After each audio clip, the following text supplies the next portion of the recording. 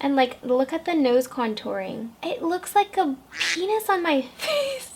Hey syndicates, welcome back to my channel. Or if you're new here, hi, my name is Cindy and I'm an avant-garde makeup artist. So welcome to my channel. I've been doing makeup art for about 9, almost 10 years now. And now that we're inching towards the 10-year anniversary, I wanted to do a recap and react to some of my oldest photo shoots, like some of my very, very early works, which was back in like 2012. And just for context, for those of you who don't know what I do, avant-garde makeup artistry is basically like fine art or experimental makeup. If you think of yourself as a canvas, then makeup is what I use as paint to transform a person into like a work of art. And that being said, I was doing this as a hobby. I started off by, you know, painting friends' faces for an art project. Then it turned into a way for me to like make friends in college and then network with artists, and eventually it has become a full-on career. And I haven't revisited some of my oldest works, but when I first started doing makeup, as most people feel when they first start doing any art related topic, I guess, in like painting or photography, you're gonna probably think that your work is like really, really good in the beginning. Every single photo shoot that I did, I was pretty proud of. Even if I felt like there were some mistakes, I always felt like there was an element of surprise, improvisation, and I felt like I always grew with every design that I made. But yeah, I don't think I hit a point until I was maybe 4 or 5 years into the makeup world that I really looked at my old work and decided, wow, I don't know why I thought that was a good design in the first place. And I think that tends to happen with everybody. Your taste level is going to grow with your skill level, but probably a little bit faster as you start learning about what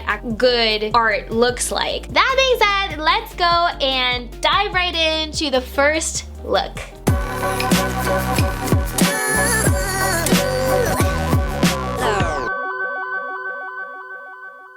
Whew.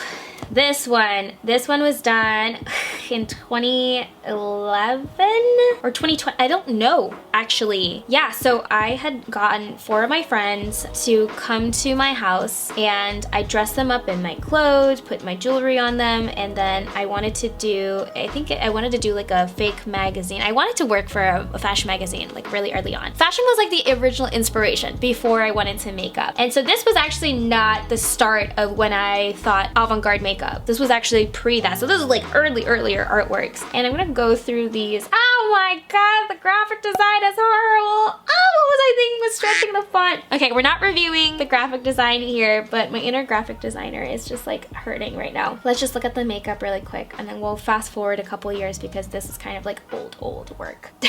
I'm like speechless. I made up a fake magazine called Rush magazine, and the makeup specifically was done with like an eyeshadow palette and also a face paint palette. So those were like the 2 things I started off with, a face paint palette and the eyeshadow. I didn't have like eyeliners, I didn't have any of that other stuff, so I just started, you know, drawing on them. For Tara, who was on the left side, I actually took a temporary tattoo and put it on her back because I was like, oh, this will be a cool look.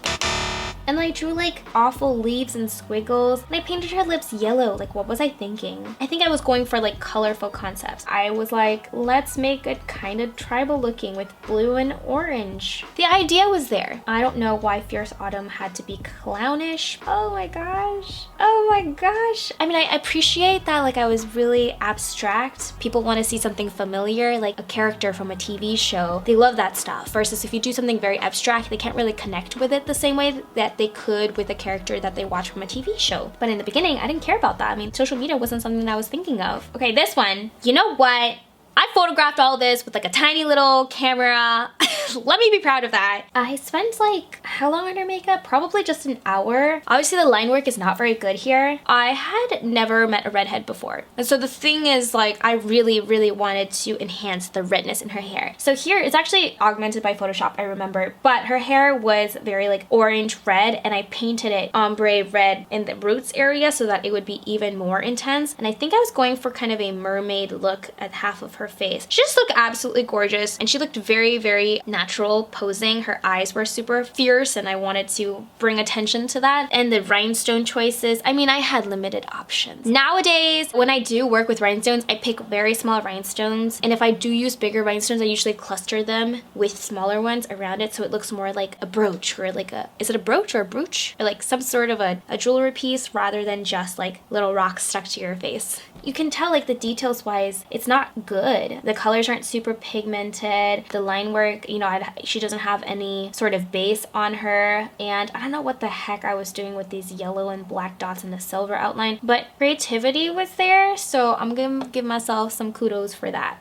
Okay, in college, I did like a culture series. I had a cultural shock when I moved to the US. I met a bunch of people, you know, I've never lived with so many new friends before. Obviously, just like live with your family growing up, and like I had kind of like very conservative parents, which means I didn't really go out, hashtag Asian childhood. And then when I went to college, I had so many friends all of a sudden, so I met every single person and I was like, let me paint you. So I got wonderful volunteers to be painted in the lobby of our dorm. It was called Hardy Hall, and I was in the lounge area. But let's review the makeup. This piece, very abstract. This was emotional shock, emotional culture shock. I wanted to do sort of like an abstraction of like how I felt by being in the midst of this entirely new continent, country, culture, I don't know. Again with the red and black.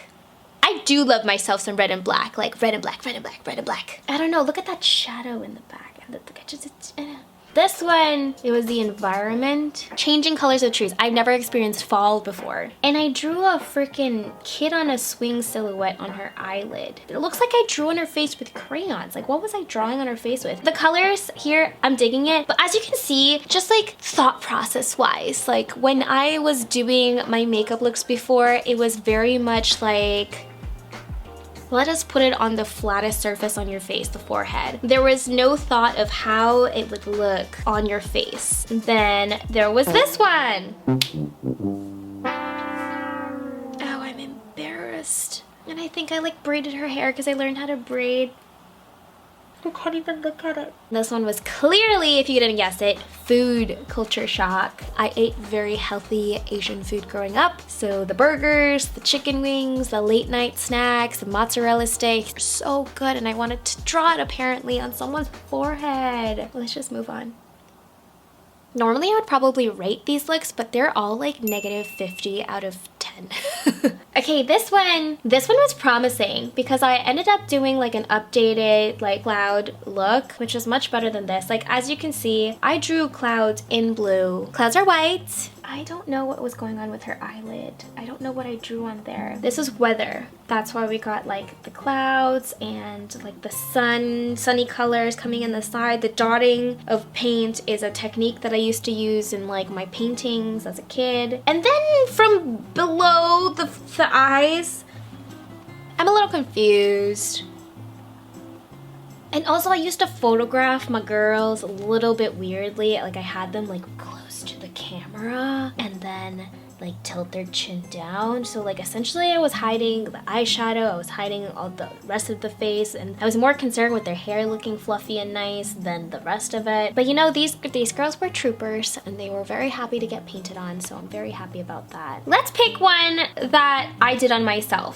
This was probably the middle or close to the end of freshman year of college, and these photos were the beginning of me playing with graphics in a way that would enhance the overall design. Also, I started making headpieces. This was actually like a project that was for the stage makeup class. It was Red Queen inspired. I photoshopped all of the cards that we actually got from like a boat cruise. It was poker themed. And like my DIY feather lashes.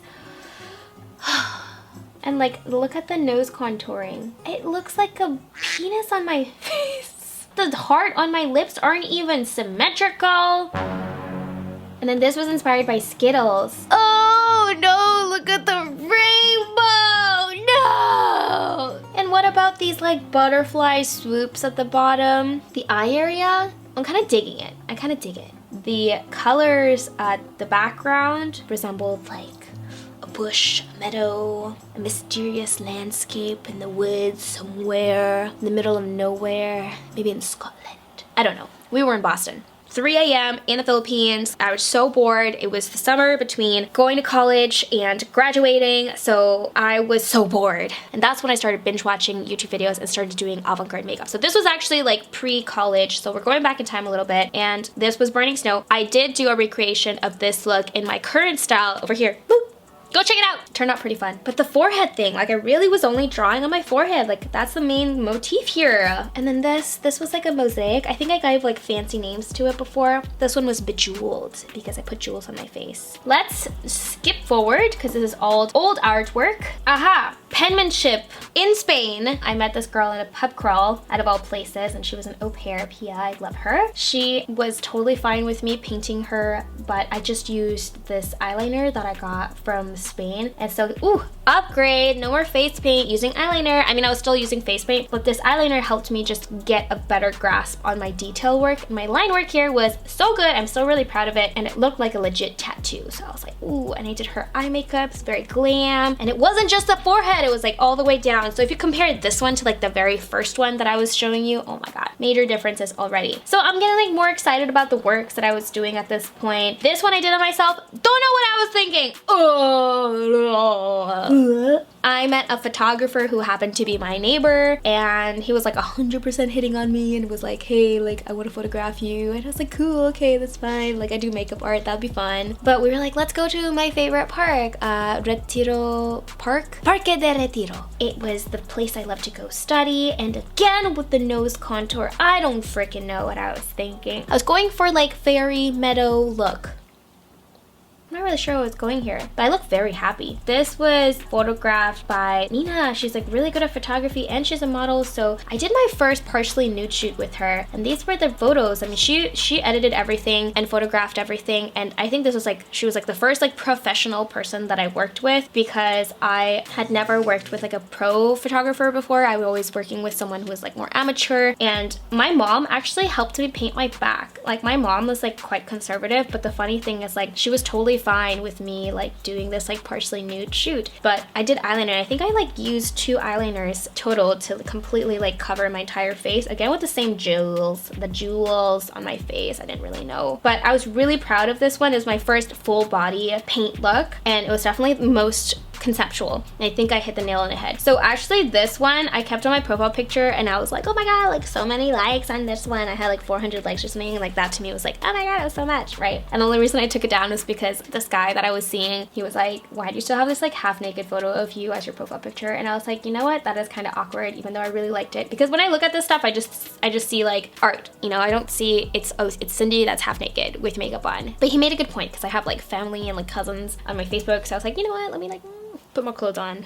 I guess I'm gonna stop there. There's definitely so many more looks that I could show you. I could go on it for hours, but I think these ones were some of the milestones that I like to share from my time as a budding makeup artist, makeup designer. But I would love to know, what was your favorite piece from all of the ones that I showed today? More importantly, out of all the ones that I showed today, which one would you want to see a recreation of? I already did the burning snow one, so that one's a little off the table. You could already go watch it over here, because it was like my first ever makeup look. Like that was the one on myself. That was the first avant-garde look, intentionally. Let me know which one you want to see, and maybe we'll pick one. As usual, stay creative, and I will see you in the next one.